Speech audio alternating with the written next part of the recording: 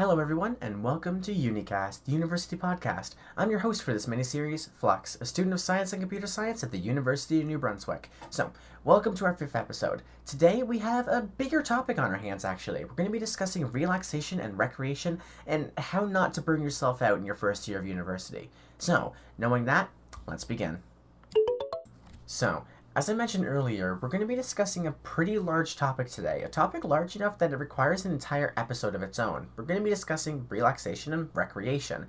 And because this topic's so large, I'm going to be splitting it up into a few sections so it's a bit easier to organize for anyone listening and for myself speaking. So we're going to be discussing first about burning yourself out at university and how to prevent it. Then we're going to talk about internal relaxation, which you might know more as personal relaxation, so things you do on your own. Then we're going to talk about external relaxation, so stuff like you would do with other people. Then we're going to be discussing physical recreation and why it's important in your life. And then we're going to finish off the episode with how exactly do you budget your time in university, which is a bit of a continuation from last week when I talked about prioritization. But before we begin any of that, we need to first discuss what exactly is relaxation in university, as many people really don't seem to know, and what is available to you in university. So, relaxation while in university, especially in your first year, is very similar actually to the relaxation you did in high school, and I hope that doesn't come to a surprise. Relaxation is what you do to, well, I don't want to use the word relax, but relax is very self-explanatory. It's just going to be what you do to recover and help yourself feel a lot better after you do a lot of work, and to help ground yourself and just makes the world a lot better for you. And in university, while it is similar to high school, things are going to change a bit.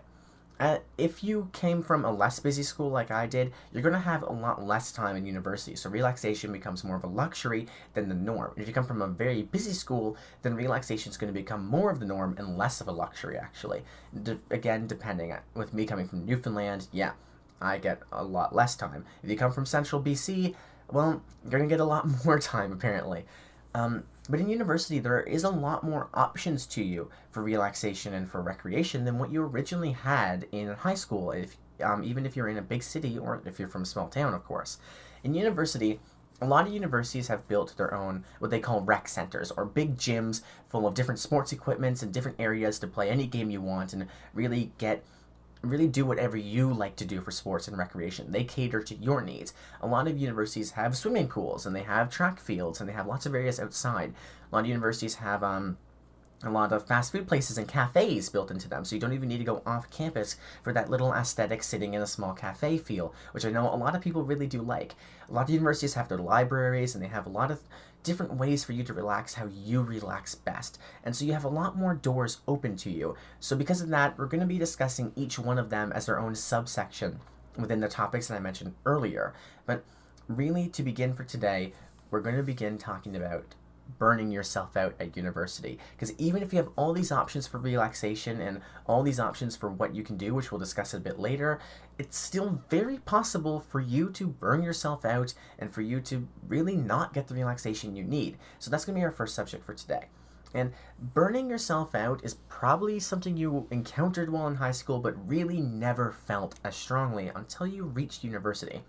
To give it a quick description for those who might not be more familiar with the term, burning yourself out is the same thing as working yourself too hard. It's when you reach the point of working so long and so hard that you can't push yourself any further. Physically burning yourself out would be doing an exercise until you literally drop the weights you're holding or collapse onto the ground because your legs hurt too much. And mentally, that is very possible too, and I feel like this is a fact a lot of people forget. You can most definitely mentally burn yourself out in a plethora of situations. If you work too hard on schoolwork, if you get too stressed out about a specific topic, if you spend way too much time focusing on a single thing, you can mentally burn yourself out. And that's going to cause a lot more damage than burning yourself out physically, because physically your body can heal quite easily and you can still do things other than your exercise. You can do other forms of work and other important tasks in your life. If you mentally burn yourself out, you are a no-go until you get your time to rest and recuperate. And that's something really important to consider when you're at university. One of the worst things you can do to yourself is burn yourself out. And while it might seem appealing, I guess that's the wrong use of words, to stay up all night to get all those assignments done might seem more necessary. If you burn yourself out in a process where you can't do future assignments, then you've really hurt yourself in the long run. Even if you did get that A plus, are you going to be getting A pluses for all your other grades? Would one missed assignment be as effective as so many grades were lost because you worked so hard on that one assignment? And this actually goes to a much larger scale. You know, I talked last day about taking more classes or less classes, and if it wasn't last day, I talked about that, I think, in the second episode. That taking extra classes or classes that are too hard for you is the easiest fast track way to burning yourself out and being unable to complete any of those courses properly.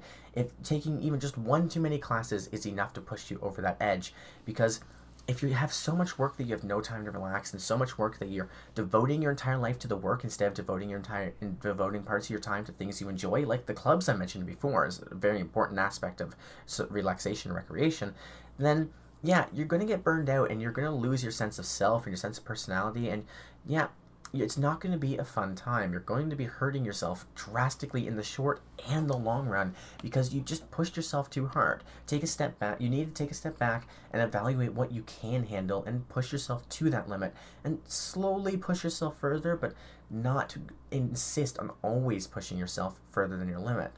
So when in university, it is extremely important to remember, if you ever feel overworked or if you ever feel like you're pushing yourself too hard, it is perfectly okay to slow down, calm down, push one of the two courses or one or two courses to another semester or another year, and make sure that you are in your best mental state to be tackling your work the best. And if being in that best mental state means taking a nap after class every day, even though you might have to work a little bit harder later, then that is most definitely what you should do. Budgeting your time to have this relaxation is extremely important, and budgeting does not just mean budgeting 10 minutes between assignments, but budgeting yourself a good hour or two back to back to relax and have time that you see as the most important in each day. And this is not even including weekends, but we'll get to that. So now that we know how important it is to not burn yourself out and how important it is to spend time relaxing and doing some recreation, what exactly can you do for these different types of relaxation while in university? And with that, we're going to be moving into our first topic, internal relaxation. So, the first type of relaxation or recreation that we're going to be discussing today is internal relaxation. Now, I know internal relaxation is a bit of a weird way of naming it, so to define it for the rest of this discussion, internal relaxation is referencing forms of relaxation you can do on your own without anyone else there, and it will not be including sports or other physical activities. Physical activities have been given their own section because they're very in the middle between doing them alone and doing them with others, and they kind of require the same services from the university. Now, you're going to find that internal relaxation is the closest to when you were in high school or before you came into university. Internal relaxation is a very personal thing. This is what I do in my free time. This is my thing. This is what I do alone. So the university usually doesn't cater to something like this. Universities are very physical or very external forms of catering and forms of services that they provide. So the internal one is the most like high school or before you entered university. And there are many different forms of internal relaxation to discuss, and many that you could consider on your own time as well. And they can range from a wide variety of things. You can do some gaming for internal relaxation. If you enjoy video games, if you enjoy board games, if you enjoy card games, they're a really good way to relax. You can do reading. You can take a nap if you want, if that's your thing. You can go on social media. You can work on personal projects. Go for walks, which I know is technically physical, but that's less of physical activity. You can watch television and do so much more. Internal relaxation, in my opinion, is one of the most important things for you to do while you're at university and for the rest of your life. While external relaxation is also extremely important, and so is physical for all their own right, to me, if you miss out on those things, you'll be lacking, but you'll be okay. If you miss out on internal relaxation, you're not going to be okay. Internal relaxation is full of these moments where you define who you are as a person. It's not who you are around others, who you are when playing sports, who you are when doing activities. Internal relaxation is time for you to figure yourself out, time for you to think and relax. It's the perfect chance for you to ignore the world around you and let everything else slide by, and where you can be yourself. You can be yes, technically inside of your own head, just thinking and relaxing and spending time being who you are and never having to worry about anything besides what's in front of you. Internal relaxation defines who you are as a person. It defines what you do and what you like and what you can handle. And it's your time, it is your time to recover and recuperate, where you don't need to worry about how others will react. You don't need to worry about your image. You don't need to worry about the pain or anything that you're putting into your body. All you have to do is just be there and do it. You can stop thinking about the political situation globally, because that is a disaster on almost every level. You can stop thinking about your assignments. You can stop thinking about your schoolwork. You can stop thinking about the drama with friends or problems that you're having in a relationship even. Internal relaxation gives you time to be yourself and define who you are. And while many other forms of relaxation are super important, it's extremely necessary to look at internal relaxation as the number one most important way to recuperate. Not only is it the easiest way to get back your energy and to really get back on track to be doing activities and like your homework and your assignments, it's also the healthiest for you and one of the most important. And as I mentioned, there's many things you can do for internal relaxation, many of which you've already been doing. A good one that I would recommend just for 10 minutes each day is actually meditation. And no, I'm not sponsored by all those apps you see going around different social media now, sponsoring different pages to say, download this meditation app. Meditation on its own is an extremely efficient, extremely good way to understand yourself, to understand the world, to clear your head, think better, be more effective and more efficient with what you're doing, and overall live a better life. Well, I'm not a huge meditator myself. I've only ever done it a few times. I do recognize its benefits, and I do see how important it is to stop and think. Because the thing about internal relaxation is they all cover this, they all in some way provide one specific service, and this is the ability to stop and to stop thinking, to stop focusing on the world around you, and just think. It gives you the ability to drown everything else out and enter your own little bubble. So have you ever found, like, when you're taking a shower, that you've entered this space where you're just thinking and you are yourself and there's nothing else around you besides a shower that you're not even thinking about? It feels like you're on autopilot. This is almost exactly the same thing that happens when you're in meditation or when you're playing your games. Some people call it a hypnotic state. That's personally what I call it. But whatever you do call it, this is your time to be yourself, to think, to calm down, and to let the world around you pass by while you can figure yourself out, while you can think about everything that's been happening and really, I hate to say it, be repetitive, but where you can be yourself, where you are who you are. It gives you the chance to figure things out. It gives you the chance to reason your way through a problem that you may have had, or think of solutions to what's happening. It's time to ideate, to come up with new ideas and new solutions to problems you may not have thought of in the past. And you may have thought of a new invention, a new product, or new service, and it solves a problem you didn't even know people had, and that they probably didn't know they had either, right?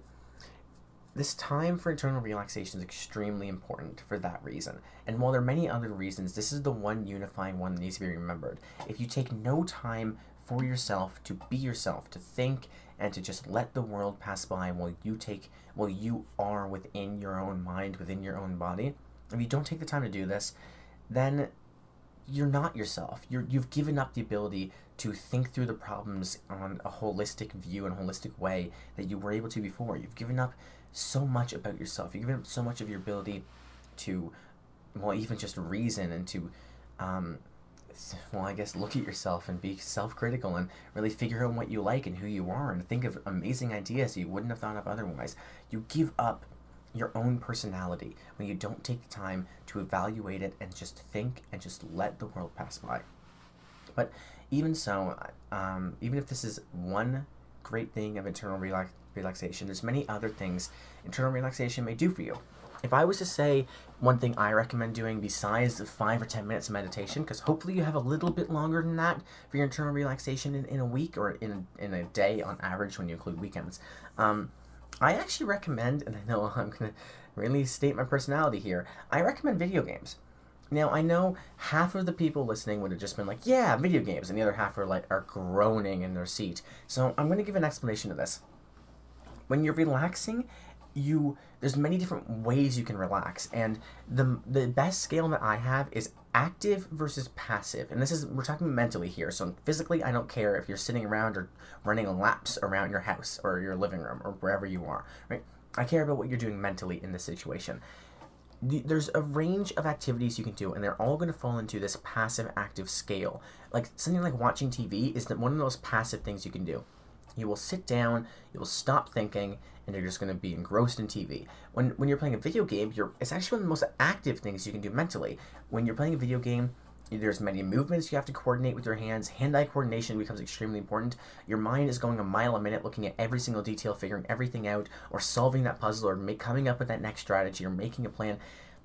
You're constantly doing things. And one of the biggest problems a lot of people have is actually not using their brain as much as they should. Your brain takes up a lot of energy in your body, but it doesn't stop doing things. It really doesn't get as much of a break as you would think until you go to sleep. So there's no point in completely stopping when you're watching TV, when you could be doing something else that relaxes it just as much while still working it.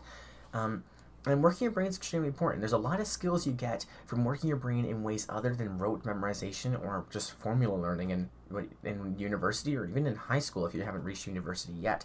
There's a lot of advantages to learning other skills with your brain and being able to do other things.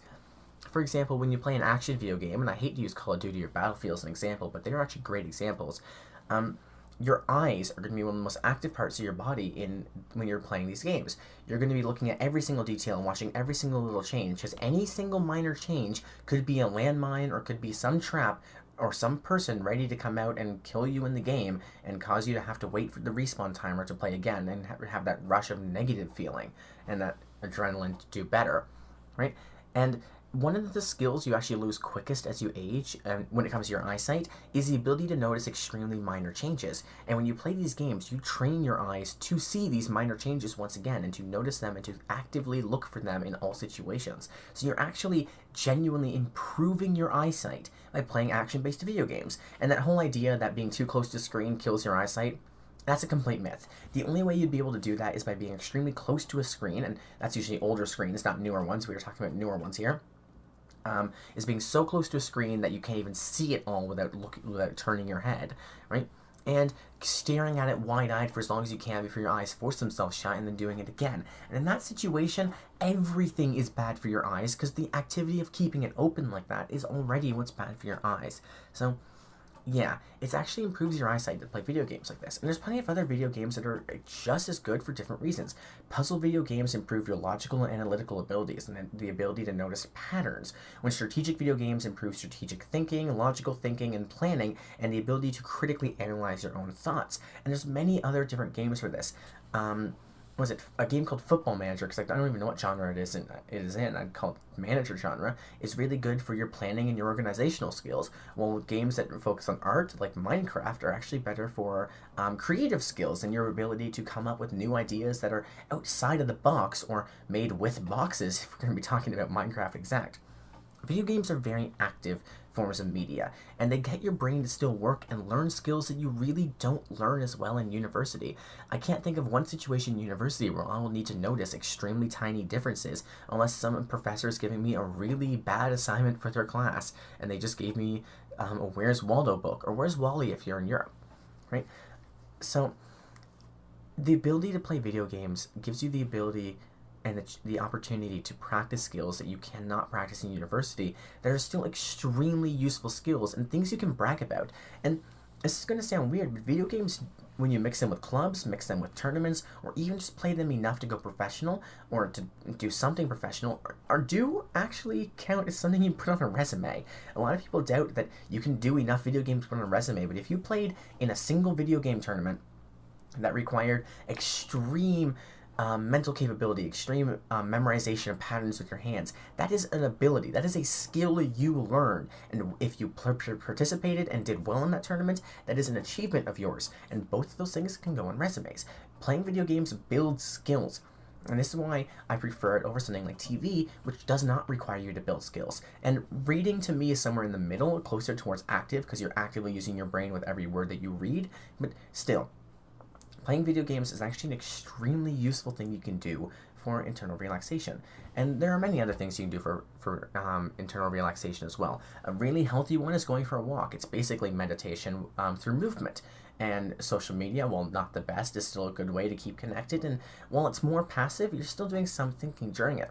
A nap is a really quick way to recuperate energy, though you have to make sure you nap for a proper amount of time. 20 minutes is usually the recommendation. 1 hour is also possible. Don't do 30 minutes or 2 hours because that will mess up. You'll wake up during a sleep cycle, which is a really bad idea, right? But that's also a really good way to recover really quickly if you're careful about it and don't overdo it. And even if working on a personal project, if you're applying for, I don't know, I'm applying for a youth council, so let's use that for an example. If you want to go to a youth parliament, or if you're applying for an event, or let's say you are doing a little video for fun, maybe you want to record for YouTube. If that's relaxing to you, then that is a great internal relaxation, because not only are you relaxing, recuperating, and getting ready for your work, you're also being productive, and you'll feel great that you spent your relaxing time doing something that was productive and healthy for you, right? So there's many things you can do for internal relaxation, and you can do all of these things now while in high school. University just gives you better access to it. You can access the equipment, you can access the computers, you can access the books at the library. You have access to all of these resources at your university that you wouldn't have to buy that you would have to buy on your own otherwise. But other than that, it's the same thing as it was in high school. But the area where things really start to get different is when you start talking about external relaxation, which is our next topic for today. So now we move on to external relaxation. Now, I am sad to admit, I have a lot less experience in the area of external relaxation. Even though it is an extremely important part of one's life, my big thing has always been internal relaxation. I would always like to lie down with a book or play a video game, maybe with a friend online, over going out with a group of friends. So what I have to say here is limited, but instead I can talk about some examples of what you can do and how important it is. Now, I mentioned the reasons why internal relaxation is important. It basically lets you be who you are and lets you define who you are. Well, external relaxation is important for very different reasons, and reasons that I call less, but are still pretty necessary for your mental well-being and your physical well-being as a person. External relaxation provides a lot of benefits to you in many ways. Not only do you get your relaxation that you need, well, it might be a little less relaxing as internal because you're actively doing things with other groups of people, which is a bit mentally draining. It gives you the ability to bond with other people, and having bonds with other people has a lot more advantages than just being friends with someone else, right? Not only do you get the ability of friendship, you also get the ability to interact with someone who you can rely on when you're in a problem or in a pinch, or when you need some help. Maybe you're feeling down, maybe feeling sad, maybe you're anxious and you need to talk to someone. You have a friend there. Or maybe they have a skill that you need access to when you're doing a project. Well, if you're their friend, you now have that skill on your side. And I'm not endorsing befriending people because they have skills, but if you befriend someone and they have the skill, you've gained a really good advantage in your life when you need that skill and don't have it yourself, right? Befriending people also gives you connections. If you're friends with someone who has a connection with maybe an employer you want to impress, then that friend can put in a good word for you, and they have a lot more impact than a random reference that employer has never heard of. And besides that, external relaxation it often involves doing things outside or doing things you wouldn't usually do on your own, more doing things designed for multiple people. And that gives a lot of experiences that you can't get through internal relaxation, even if it's just gaming. And either way, you might be playing a game more designed for multiplayer when you're hanging out with friends, and it's not designed for single player at all. And that's a very different experience. And these experiences are really good for you. They teach you a lot of things. You can learn a lot of things culturally, linguistically, or even in your studies in school if you're talking to people who are studying about the same thing, right? It gives you the chance to explore your local area and learn more about it, and it gives you memories and happiness that you just don't get while alone. It forms the moments that when you're an adult you look back on and say, that was fun, I'm glad I did that. You don't get those when you're doing it by yourself, because when you're doing things by yourself, you're usually doing what is familiar and what's nice. When you're with friends, you're all trying to find something that everyone would like to do. If you're a good friend, I mean, of course. So, external relaxation still holds extremely high importance for quite a few reasons. Not to mention that humans, because we are social creatures, actually mentally need interactions with other people on a daily basis, or else we will genuinely go insane. That's another good point to consider, while not one that people mention as much as they should with modern internet culture. It's not healthy to be a recluse in any way. It's good to mention that.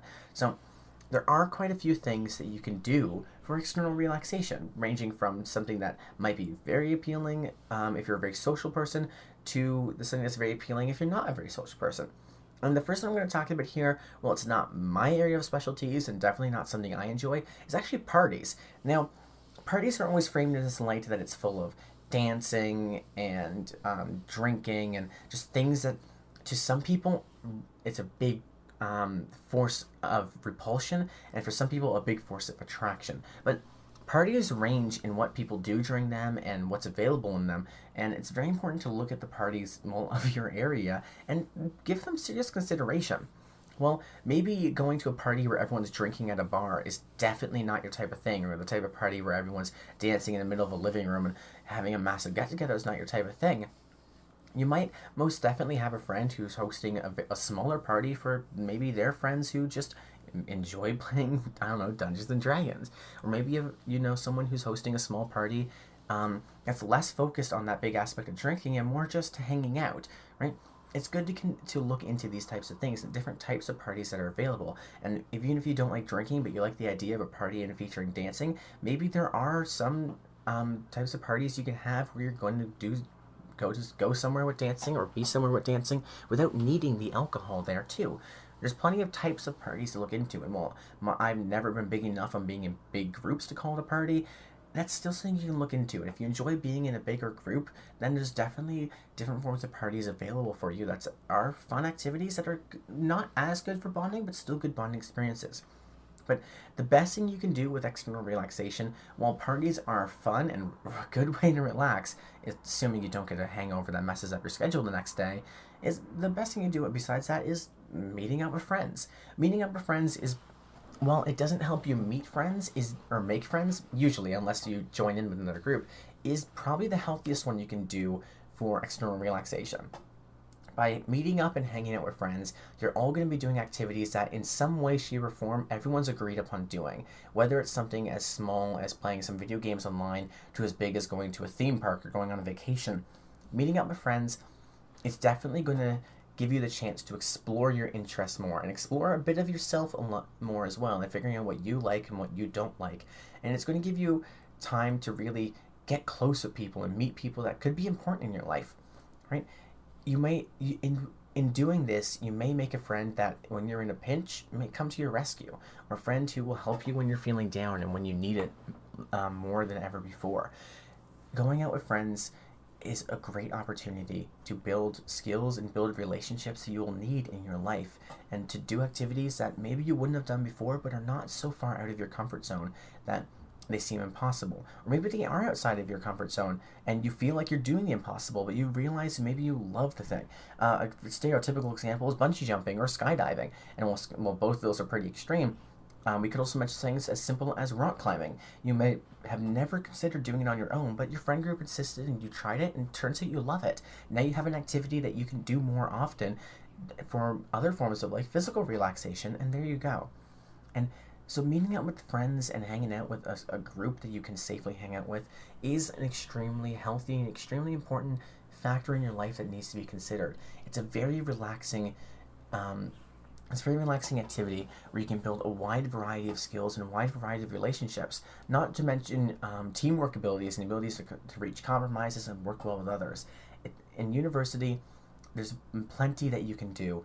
And while it's still, again, similar to high school, there is a lot more available in university.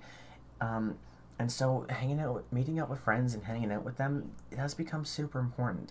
And if you're wondering where can you do this and what can you do, well, depending on your university, there's plenty of options. Of course, there is the standard physical option, but maybe there's a good restaurant on campus that you would like to visit, or maybe there's a building for recreation, or a building where they might have a game you can play or anything like that you could do. Maybe there's a really good spot in one of the buildings to sit down and just talk, or maybe do some work together.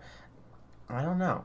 But or maybe you can even meet up at a club. I mentioned clubs in my previous episode as something that I see is very important, and that's a great activity you can do with friends. You could form a club with friends if you wanted. But whatever you decide to do, the university does have much available for you with some of the things I just mentioned. And it's good to look into those things when you do actually get to university, if you're not there yet, or if you are, look into them now. And think about things you can do with a friend group, because it is extremely important to spend time with other people and to spend time with friend groups. But from there, we're going to be moving on to our next topic of discussion, and that's going to be physical relaxation, physical recreation, and why it's important, because I know quite a few people do doubt the importance of physical recreation.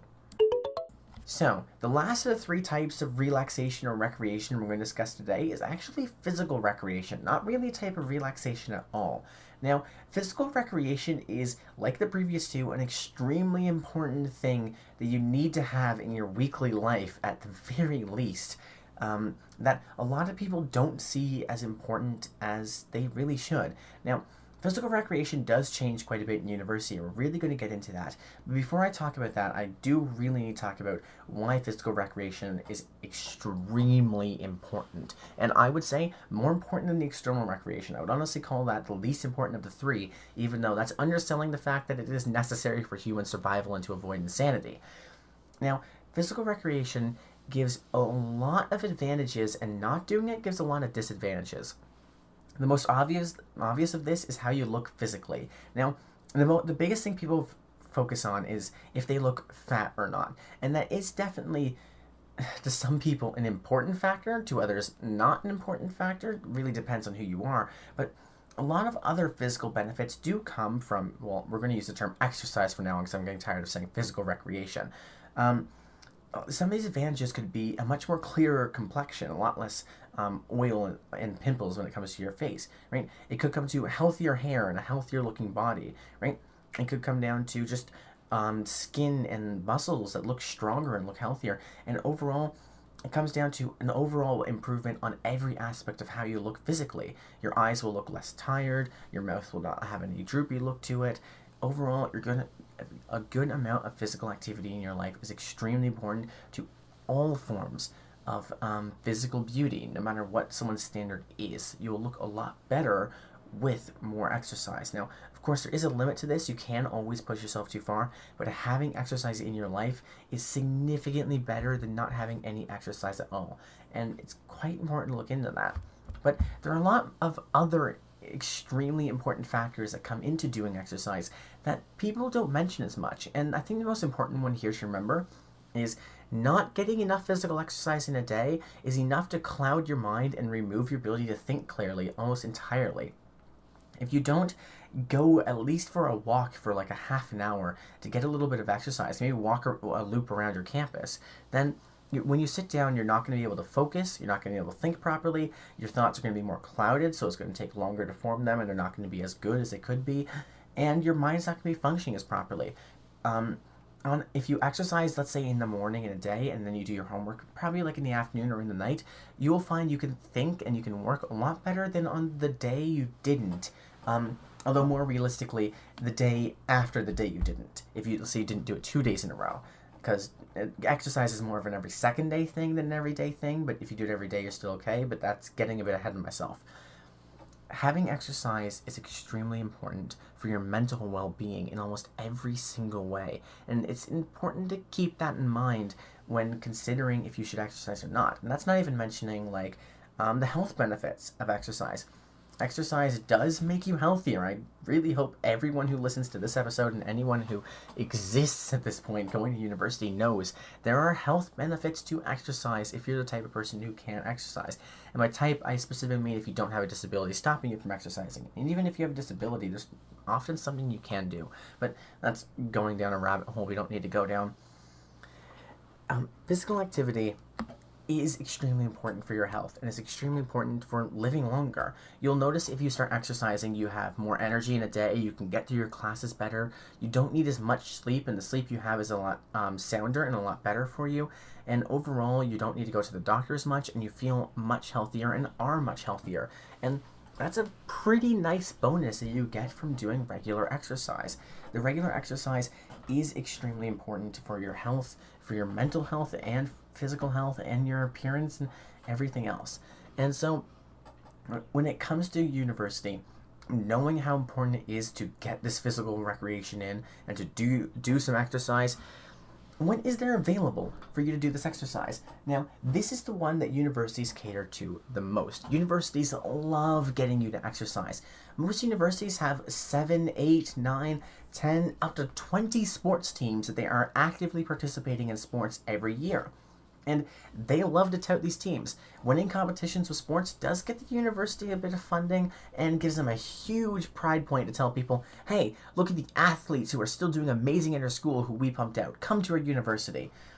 Universities love the pride and the advertising capability of sports events, and they love that that advertisers will pay to show ads at these sports events that the universities can make money off of. So universities love their sports, and so the easiest way to get a lot of physical recreation in a year is joining a sports team. Actively participating, actively practicing, and actively playing games is extremely easy and extremely useful way to get your physical recreation in. And it is pretty time consuming, so if you're doing it, you need to remember you won't be able to take as many courses as you would if you were pushing yourself. If you weren't pushing yourself, then you're pretty okay then, but you might not be able to join as many clubs or have as much free time. Joining a sports team is very time consuming, and it's important to remember when considering it. But it also does help you form a close group of friends. It helps you to get in touch with people and know people, and it builds other skills. So it actually does also cover the external relaxation point that I mentioned earlier if you're meeting up with these people and hanging out away from the sports. So it is a bit of a win-win scenario. But even so, if joining a sports team is not your thing, I know it sure isn't mine. There's much more available on university campuses. Most university campuses have a big gym, and in this gym, they would have, of course, the main gym floor, which you're used to, but probably areas for a lot of other sports and the stuff to participate in these other sports. And instead of doing this competitively, you can do this with a group of friends, or you can do it alone, whatever you really feel like. And inside of these buildings, universities also usually include exercise rooms with mats to do yoga, maybe a punching bag, weights you can lift, exercise machines that you can use for different areas of your body.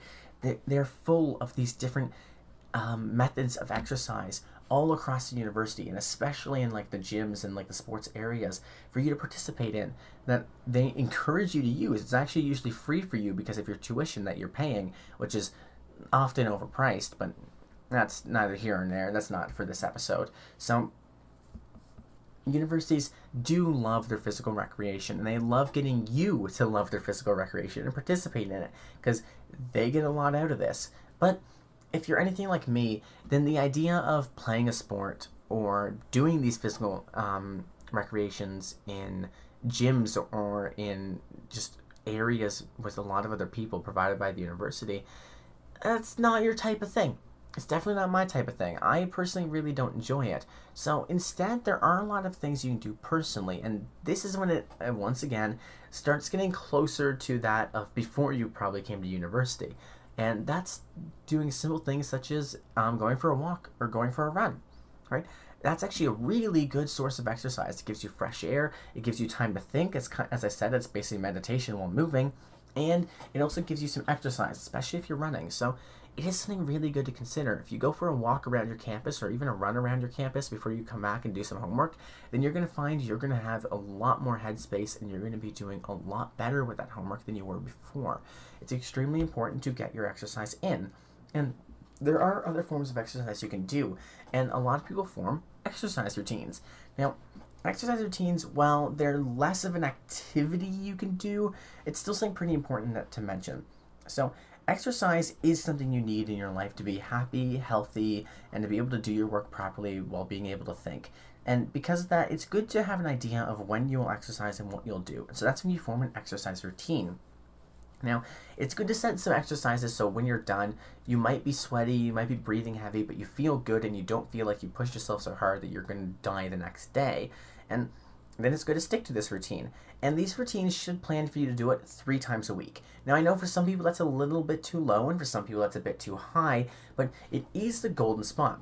intense exercise does harm your immune system and definitely can cause a lot of problems if you're not very careful with it. But your immune system takes only 2 days to fully recover, so exercise every second day is actually the most logical answer to this and probably the best one to do. So exercising Monday, Wednesday, Friday, and then taking Saturday and Sunday off is a perfectly acceptable form of exercise or not exercise, a perfectly acceptable schedule that you can have for exercise while in university. And whether you're using the university machine, exercise machines, or whether you're joining a sports team, whether you're going for a run, this is fully what I would recommend doing. Having a routine for exercise to know when you'll do it and what you will do, instead of just saying I will do exercise and hoping you do it on the days where you need to. And so physical recreation is, as I mentioned, extremely important, and it's good to keep that considered in your life, because without it, you're not going to get your work done and you're going to be having a pretty bad time, not to mention all the health risks that come from not having it. And as I mentioned, it's good to form a routine and use what you have on campus. Your tuition pays for you to have access to these gyms and access to all of these activities on campus. Take advantage of them, try them out, and see what you think. And overall, it's going to improve your life no matter what you do. So do the best for your body and get some exercise in and thank yourself later for it. And with this, we're going to be moving into our last topic for today, and that's going to be how exactly do you budget your time so you can have this relaxation.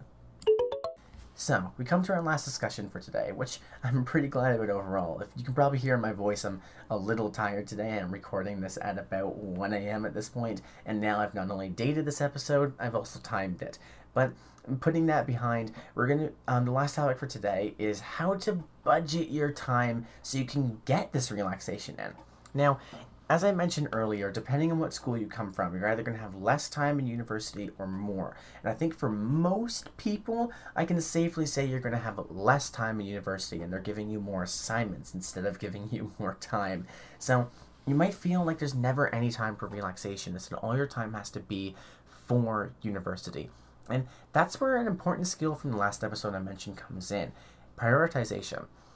It's not just important to prioritize when you'll do assignments, but when you need time for yourself. And by a good rule of thumb, you need to give yourself about 2 hours of time every day for yourself to relax. And this is not time for meals, unless you have your meal and sit there for an hour talking to people. That is a good hour to budget for to include in your budget for yourself. But you need to have time to just be yourself, either doing your internal relaxation, your external, your physical, or some combination of them. And I would honestly say 1 hour of internal is what you should have every day, and then doing physical external on a day-to-day basis with that last hour might also be a good mix. But however you do it yourself is up to you.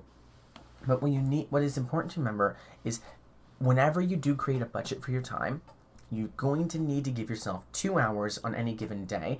If you have a really busy day, of course, it's reasonable to have less, but on average, 2 hours on every given day for time for yourself and time for relaxation. And this is how you prevent yourself from being burned out and from burning yourself out outside of doing so many courses. Because if you spend all your day doing homework and doing no relaxation, you've not only just hurt yourself by not having time to figure out who you are leading yourself to insanity because you're not hanging out with others, and you're throwing your health away because you're not doing physical exercise. You're giving up on all the skills and all the abilities you would have learned doing these activities, and all the different memories you would have created by participating in them. You lose a lot without this relaxation, and so it's important to remember that you need to include it in your budget. Now, for me, a general rule of thumb is set this time after classes before homework to take a few hours for yourself. Then when doing homework, this is an extremely important rule for you to remember. This is extremely important to avoid burning yourself out on the short term, and also to make sure you're properly rested and properly able to do your assignments. When you're doing your work, you do 30 minutes of work and take a 10-minute break. That 10-minute break, and you can do anything you want from your list. And don't take that 10 minutes out of your 2 hours. I'll get to that. Or you can work for 45 minutes and take a 15-minute break with all the same things I said before. Now, it's important that this 10 minutes or these 15 minutes you're taking are not coming from your 2 hours that you're spending alone. Or not spending alone, that you're spending on your own, for yourself, with your own relaxation. And the reason for this is these 10 minutes are not enough time for you to properly do an activity and properly relax and properly rejuvenate. It's just long enough for you to take a quick rest, to quickly wrap your head around everything, quickly calm down, and get ready for your next activity before doing your next activity, which is why you take these breaks between activities as well, if you prefer that, instead of taking them just every 30 minutes or just every 45 minutes in the middle of an activity, right? You do it to make sure you're properly able to continue your work, not so you're getting your time relaxing and working on your skills that you could gain through that relaxation. So because of that, this is also another important time for you to budget. Now, of course, if you can't do that, that's okay. I know there's definitely times where you're cramming and trying to do so much work that you can't take 10-minute breaks. And in that situation, it's understandable not to take them. Remember, this is general advice, not general rules for survival in university. Just what I say would be the best option, right? But besides those breaks, when you're budgeting time, as I said, the best thing to do is give yourself these 2 hours and then do your homework with these breaks, and then it's off to bed, or maybe with another half an hour of relaxation before you go to bed. Now, the way I do it, I usually do push until bedtime or about an hour before, but I do like to take 1 hour before bed to relax, unwind, calm down, and then go to sleep, because it's really not a fun time to be doing all this work, have all this stress, and have your mind so active, then just lie down and go to sleep. Your mind needs time to cool down. Your mind needs time to stop being so active before bed, and you're going to be trying to put that time into your sleeping time, and you're not going to be spending as long asleep, and you're going to be more tired when you do wake up because you weren't having as good of a sleep anyways. So when it comes to budgeting your time, my recommendation, give yourself these 2 hours. Doesn't have to be back to back. You can actually split it up however you wish. I do recommend going at worst half an hour, half an hour, half an hour, half an hour, or 4 half an hours. It's probably a bit easier to say. Or I fully recommend 2 hours. That's actually probably the most efficient one. Like 2 1-hour blocks, and then doing 2 hours straight is not as good, but definitely still a good one. That's good to look into. I recommend organizing like that. And I do recommend taking your couple hours before you do your homework, but after your classes. Maybe finish classes and hang out with a couple of friends before you go back to your dorm or back to your room or your apartment, and where you'll relax for another hour more, and then maybe eat and then do your homework. I think that'd be a pretty successful day if you asked me, and I think that would work out pretty well. But how you budget your time in the end is up to you. Just remember that you do need to budget in a couple hours for yourself if you can, and 10 minutes between your assignments is good to budget in as well. And remember to prioritize. If an assignment's so important you need to get it done before you can take time for relaxation, then get that assignment done before you do your relaxation. But if you're feeling particularly drained and burned out, you think the relaxation is more important to you, then yeah, put that relaxation to the top of the list and do that one first. How you budget your time is up to you, but follow prioritization, follow the rules I mentioned last episode. Of course, they don't all fully apply, but just go by how necessary it is and how important it is to you, and how hard life would be without the relaxation, and put that into your prioritization list. You can mix it in between homework as well. Maybe you have 2 assignments that are really hard and 2 that are easy, and you want to do a hard one, then an easy one, then relax, and easy and hard, or something like that, to create a pattern. By all means, do it. All power to you. That definitely is a good idea, and I think that would function really well to create a good pattern where you have the proper breaks you would need to, well, have your time budgeted properly to get all the work done at the most effective way you can. But in the end, it is up to you. And budgeting time is just good to have a budget designed for you to follow, even if it's just loosely. Have some sort of plan for how you'll spend your time, and yeah, you'll be having a lot better time in your life. And with that, I know it's a bit loose. As I mentioned, I am quite tired. We're going to be moving on to our outro and ending the episode for today. So, we come to the end of the 5th episode of Unicast, the University Podcast. This week we discussed more about relaxation and recreation, if that wasn't obvious anyway, and next week we're going to be discussing budgeting and traveling while you're at university, because I know that's another issue that really plagues people, especially with student debt. So, I've been your host, Flux, and please remember to like, comment, and subscribe if you're from YouTube or any other service that does allow likes, commenting, and subscribing, or following, or whatever term it uses. And please recommend the show to friends, family, or anyone else you may want to. It helps in more ways than you could ever imagine. And so, thank you for listening, and have a great day.